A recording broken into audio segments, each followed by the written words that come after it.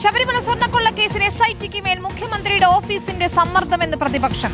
എന്നാൽ അന്വേഷണം കോടതിയുടെ നിർദ്ദേശപ്രകാരമാണെന്ന മറുപടിയോടെയാണ് മുഖ്യമന്ത്രി പ്രതിപക്ഷത്തെ പ്രതിരോധിച്ചത്.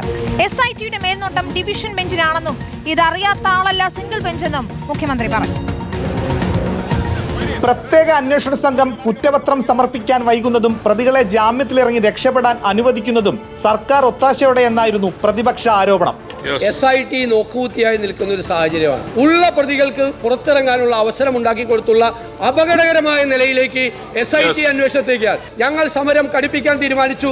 ഈ സഭയ്ക്കകത്തേക്കും തുടരാൻ തീരുമാനിച്ചിരിക്കുന്നു. അന്വേഷണ ഏജൻസികളുടെ പ്രവർത്തനം പരിശോധിക്കുന്നത് സർക്കാരല്ല, അന്വേഷണത്തിന് മേൽനോട്ടം വഹിക്കുന്ന ഹൈക്കോടതി ഡിവിഷൻ ബെഞ്ചാണെന്ന് മുഖ്യമന്ത്രി. അന്വേഷണ ഏജൻസികളുടെ പ്രവർത്തനം പരിശോധിക്കുന്നു ഹൈക്കോടതി ഡിവിഷൻ ബെഞ്ചാണ്. സഭയിലെ പ്രതിപക്ഷ പ്രതിഷേധത്തെയും മുഖ്യമന്ത്രി രൂക്ഷമായ ഭാഷയിൽ വിമർശിച്ചു. നിയമസഭയിൽ കാണിക്കാൻ പാടില്ലാത്ത അഭിപ്രായങ്ങൾ അത് എന്തിനു വേണ്ടിയാണെന്ന് ആലോചിക്കണം.